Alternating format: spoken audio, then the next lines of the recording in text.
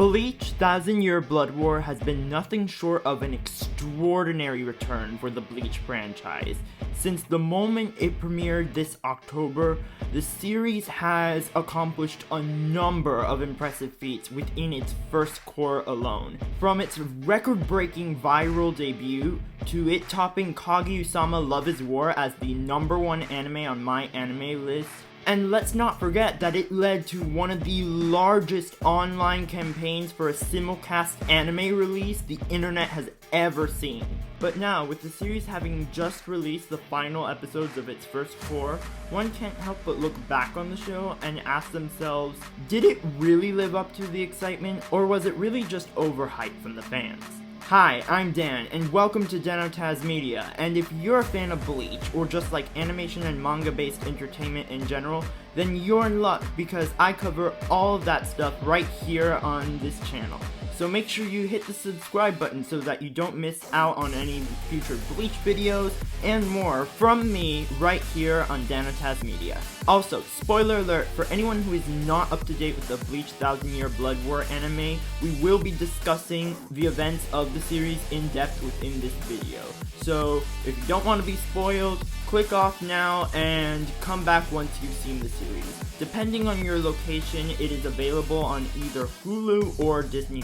So without further ado, let's get into my thoughts on Bleach Thousand Year Blood War, its finale, and all the different elements in the show we've seen so far. Starting off with the music. Right off the bat, I'll admit, I thought that the way Thousand Year Blood War utilized the music was pretty much flawless. Throughout the entire series, I thought that the music did a really good job of setting the tone for each scene and making the audience more engaged. The new Bleach opening and its song, Scar, is probably one of my favorites Bleach has ever had. I just found it to be an absolute banger of the song, and I listen to it all the time now, and while not quite as good, I will say I did really enjoy the outro song as well. But overall, I just think that composer Shiro Sagasu and also the music team at Aniplex did a phenomenal job with their work on music for the series. Moving on to the animation, if it wasn't already evident by the trailers, there is a lot to like about Bleach Thousand Year Blood War's visuals. After a decade of being off air, Studio Pierrot once again returns to head the animation production for Bleach Thousand Year Blood War, and you can tell that in the 10 years since the end of the original Bleach series, the studio has really spent that time honing and perfecting their craft in art and animation. Bleach Thousand Year Blood War has a noticeably higher frame rate than the original series, and it utilizes a lot of the same post-compositing techniques that Pierrot developed for some of its other series like Akudama Drive. But by far, the most impressive part about the animation for Bleach Thousand Year Blood War is its action. Oh my god, Bleach Thousand Year Blood War's fight scenes are incredible. Just ask any Bleach fan and they will tell you that you will not find better Bleach action than you will here in Blood War. I mean, Pierrot has already demonstrated that they are good with action through shows like Boruto and Black Clover, but honestly, their work in Thousand Year Blood War just completely puts every fight they've animated in the past to shame. Thanks to the brand new uncensored time slot of the series, we get to see some of the most gratuitous and iconic fights within Bleach's franchise so far. We get so many good fights within Bleach Thousand Year Blood War, from the fight between Byakuya and Aznod, to the battle between Unohana and Kenpachi, and not to mention the internet-breaking fight between Captain Yamamoto and the Quincy King Yhwach, which not only drew heavy inspiration from the time Pierrot spent working on Legend of Korra, but also managed to completely surpass the legendary fight scene between Ichigo and Yulkiora from the original Bleach series. But while all those elements to Bleach Thousand Year Blood War's visuals are amazing, there are a few things I think that they do need to work on, like the color palette. Okay, I'm kinda curious, what exactly happened to Bleach's color? The original Bleach anime had such a bright, fun, eye-popping color palette, and while it's not entirely gone in the Blood War, it is noticeably lacking when compared to what came before. Now, I'm not against the use of color gradients when used correctly, like in the case of Mushoku Tensei, which is a show I think absolutely rocks its film grain.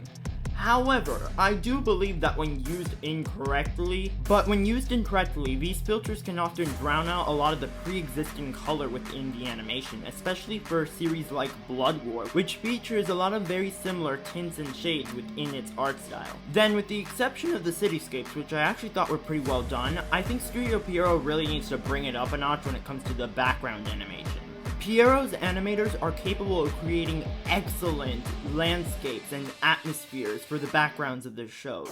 And while the background art in Bleach 1000 Year Blood War isn't bad, I think it really pales in comparison to some of their other projects like Yona of the Dawn.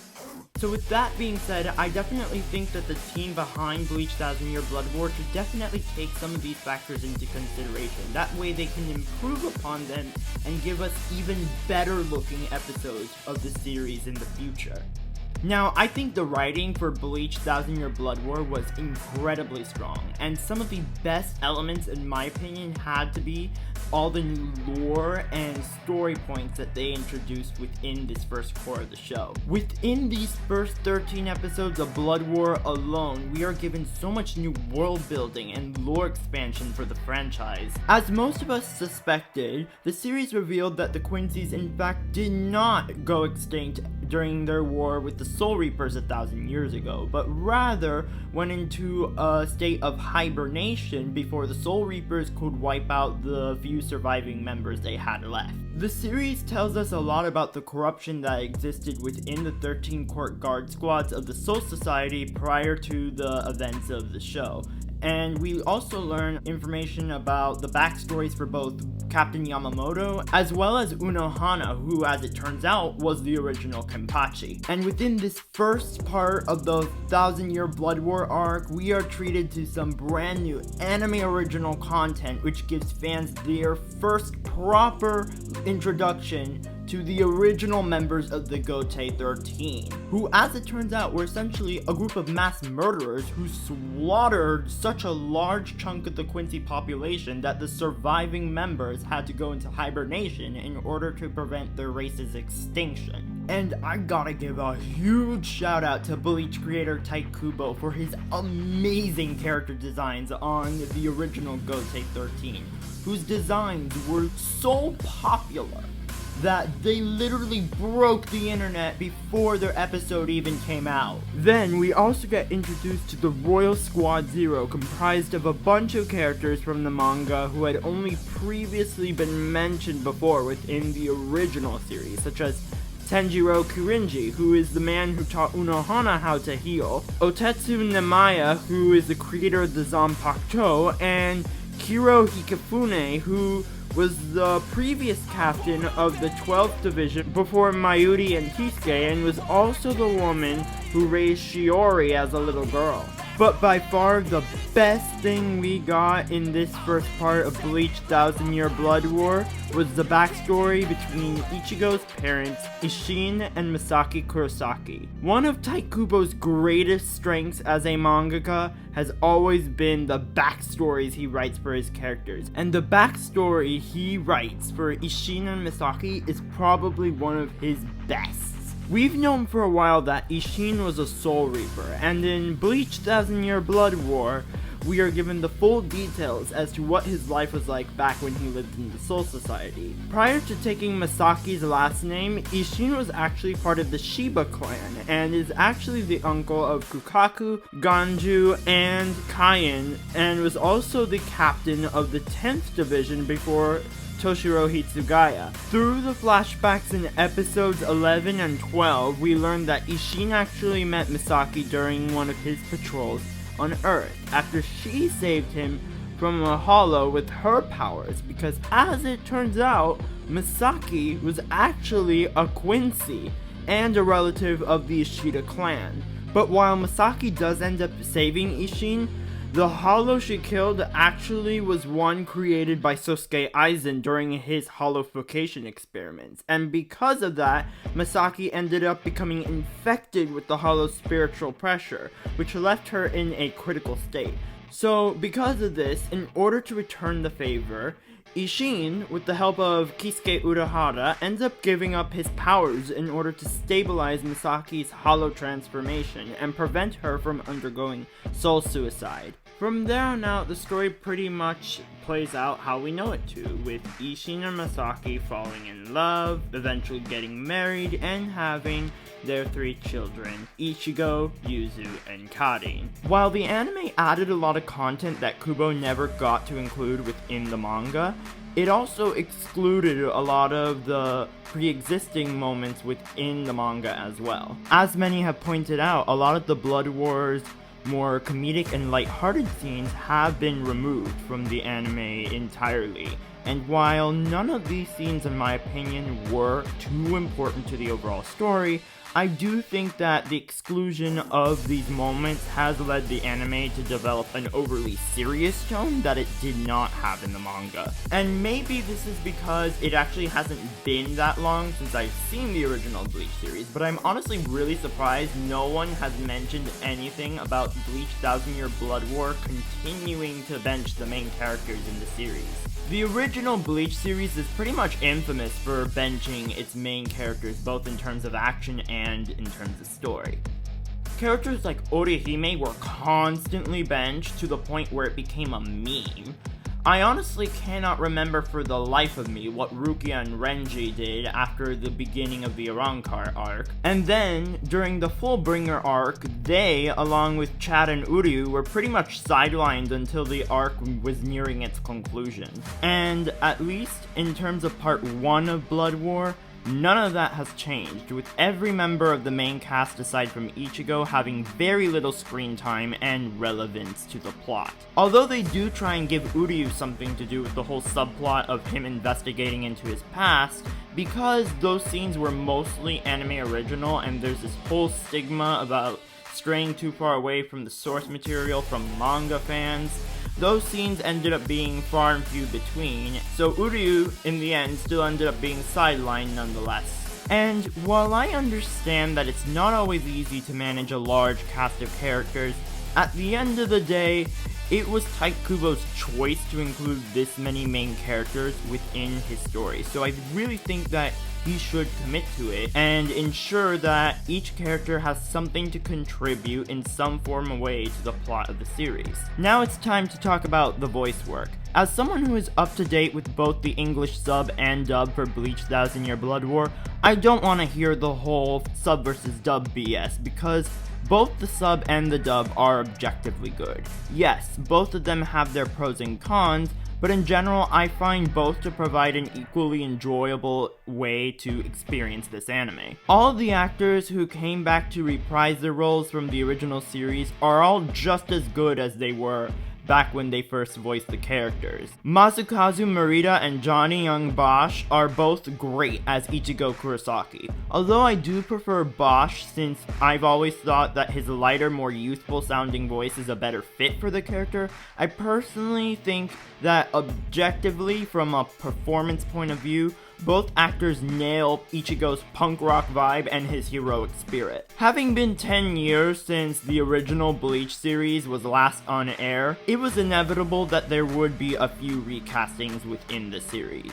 Some of these recastings were actually quite good, such as Todd Haberkorn as Ikaku Madarame and Alan Mesa as Chad, whose voice I think in particular adds a really cool vibe to the character. And then on the Japanese side, we have actor Bin Takaoka, who does an incredible job taking over the role of Captain Yamamoto for the late Masaaki Sudaka, who unfortunately passed away before the production of the series. And although Takaoka definitely had some big shoes to fill, he does it and does so seamlessly, as he perfectly captures Yamamoto's gruff and angry personality, and does an excellent job keeping up with Neil Kaplan, who reprised his role for the English dub. But while those were all examples of some of the recastings that worked really well within the series, there were some that didn't work as well, with the most noticeable being Kenpachi. I mean, Patrick Seats is fine in the role, but there really was no reason to recast David Lodge from the original Bleach English dub, especially since Lodge himself said that he was open to reprising the role. However, while it is a shame that Lodge didn't return as Kenpachi, I can't overlook it, especially since we did get to see Fumihiko Tachiki reprise his role for the sub in an incredible performance that walks the fine line between wildly unhinged and realistically stern. Then, moving on to the new characters, I'm happy to report that both Takayuki Sugo and Richard Epcar were both excellent additions to the Bleach cast as the Quincy King Yhwach. Both actors nail the character's stone-cold personality and the hateful grudge he harbors against the Soul Reapers for murdering his fallen comrades. Both Sugo and Epcar portray the king in a manner that makes him a tragic yet unsympathetic character, allowing the audience to see him as a victim of past crimes without glossing over the fact that he is still a very evil person with very bad intentions for Bleach's world and its characters. Then, while different accents in English dubs can be pretty hit or miss, as we were reminded by the truly cringeworthy accent given to Eburn during the first episode of the dub, we were also quickly reminded that they can be very cool when done right, like with Sander Mobus' portrayal of Quilge Opie in episodes 2 through 4 of Blood War. Most of you probably know Mobus from his role as Aoi Todo and Toge Unumaki in Jujutsu Kaisen, but you can tell that he was having just as much fun in his performance as Opie, as he goes all out on the character's over-the-top sadistic personality in a way that's just super fun to watch on screen. And who would have thought that Yoshihitsu Matsuoko, aka Kirito from Sword Art Online, had such vocal range? His voice work for Asnod is almost completely unrecognizable from most of his other roles. It's very clear that Matsuoka realized how different the character of Asnod was from his previous roles and just completely embraced it. Matsuoka's performance is downright terrifying, with a voice that is so creepy it would send chills down anyone's spine. Other cast highlights include Toshiyuki Morokawa and Sayaka Ohara, who both gave amazing performances as Ishin and Misaki Kurosaki. The two actors have amazing romantic chemistry and really nailed the love at first sight elements of Ishin and Misaki's relationship. I also think the two actors did a great job ensuring that both Ishin and Misaki, being Ichigo's parents, possess character traits that would be reflected within Ichigo's personality, like Ishin's heroic nature and Misaki's rebellious spirit. Once these last few episodes get dubbed into English, I know Patrick Seitz will undoubtedly do a good job reprising his role as Ishin. Although, I do wonder who they're going to pick to play Misaki in the dub. Bryn April would personally be my top choice, but only time would tell who the voice team at Studiopolis actually decides to cast within the role. And finally, well, I will admit that Aya Hisakawa was very good in the role of Unohana and really captured her personality. I honestly think I'm more excited to hear Kate Higgins' performance in the dub, especially considering how much Higgins really excels at playing these characters with very cold, detached personalities. If you don't believe me, go watch her performance as C2 in Code Geass, and you'll definitely know where I'm coming from after that. Going into the second core of Bleach 1000 Year Blood War, I'm really looking forward to seeing Ichigo explore the dual sides of his heritage, just as they teased in the post-credit scene at the end of this first core, with the two new Zanpakuto that Ichigo summoned that presumably represent both the Soul Reaper and Quincy sides of his character. I'm very excited to see more reintroductions of characters from the original series, such as Yoruichi, the Vizards, and possibly Grimmjow, and I'm also really interested in seeing the new double agent plotline that they are teasing with Uryu in the post-credit at the final episode. So, while not perfect, Bleach 1000 Year Blood War Part 1 was still very good, and I'd personally rank the series at a 9 out of 10 because despite a few flaws here and there, this first core of the Blood War was undeniably one hell of a comeback for the franchise, and I look forward to covering the second core when it premieres this July as part of the summer anime lineup of 2023. So that's the end of my review for Bleach 1000 Year Blood War Part 1. Make sure to let me know your thoughts on this first core of Blood War in the comment section down below. And if you enjoyed this video, make sure to leave a like and hit the subscribe button, and share this video with others to help support my channel. Click the little bell icon when you subscribe to ensure you don't miss out on any upcoming videos from my channel. And without further ado, I will see you in the next video.